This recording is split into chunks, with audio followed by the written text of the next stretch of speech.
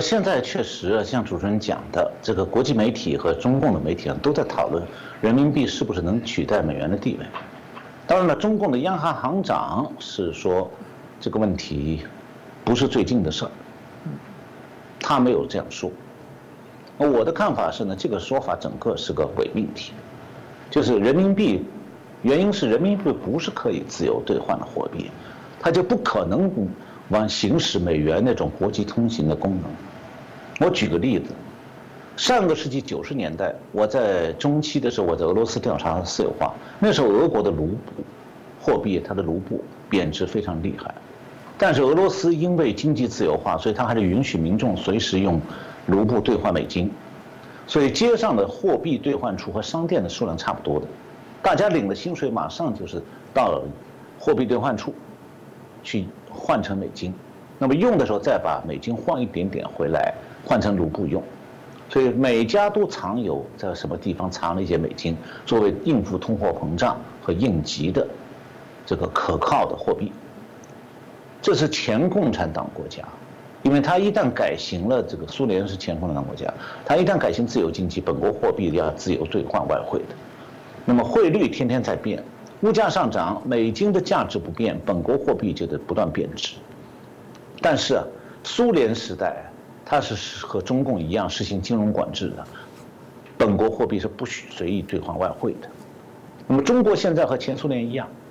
中国的民众想随时兑换美金，没有官方准许的特别用途，你就不要想自由兑换了。民众是不能够把人民币随时兑换成国际通用的美金的。所以，如果一个中国人在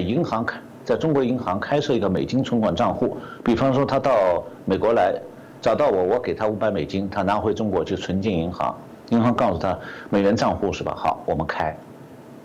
等到你取的时候说，我存了500美金，我要取出来不可，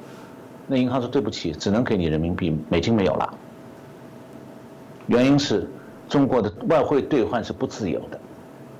那么中国的外汇储备数量很大，3万亿美金就是这样保住的。那么我们可以想象一下，如果中共哪一天宣布准许自由兑换美金了，那么很多人就会很自然会跑到银行去把存款拿出来，因为人民币贬值啊，把它换成美金，那要不了几天，中国外汇储备就用光了，那么自由兑换也就终止了。所以中共是不可能有自由兑换，一种不能自由兑换的货币，它怎么能成为国际通行货币？这是常识中的常识。所以，中共呢其实不光是在控制这国内的兑换外汇，而且它控制汇率。那么这种情况下，人民币的汇率完全是限制换汇和控制汇率的结果。那么对国际上的商业银行来讲，他们面对一个操纵汇率和控制换汇的中国政府，它几乎无能为力的。他没有办法把人民币当做一种可以自由兑换的货币来运用。那么最近呢，中共正好就在人民币对美金汇率上处在一种两难的境地。由于它国内的快速通货膨胀，今年今年前4个月，多种工业原料价格暴涨30%到60%。那么这种原材料的暴涨，特别是有色金属和其他一些这个基础原材料的价格涨得非常厉害，是几十的上涨，几个月就涨几十%。那么连锁传递到各个行业，很多做出口的中小企业快撑不下去了。我看到有报道说，广东最近大批中小工业企业到关厂，因为在这种局面下，他们这些企业没有办法在原材料一年还不到半年里头涨价60%，这个企业没有办法经营了，因为出口价格是不可以让你这么涨的。那么从政府货币当局角度来讲的话，他要想保住出口企业的生存，最好的办法是让人民币随着通货膨胀而大幅度贬值，对美元贬值。那么但是中共还有另外一个完全相反的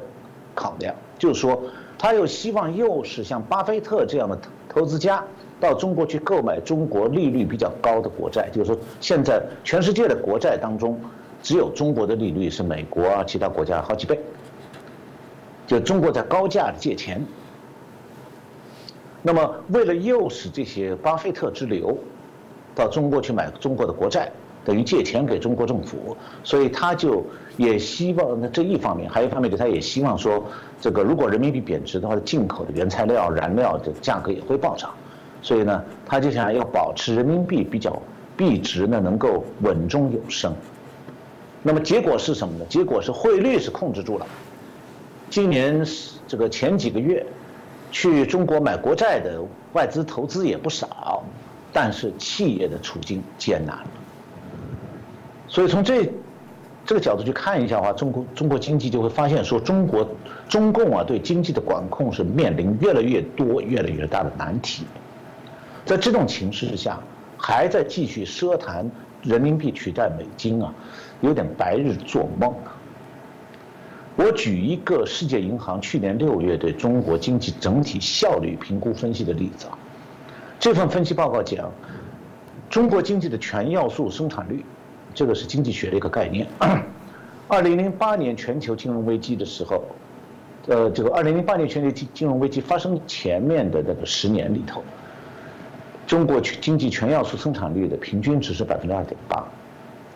那么2009年到2018年这个10年，全要素生产率平均是0.7%。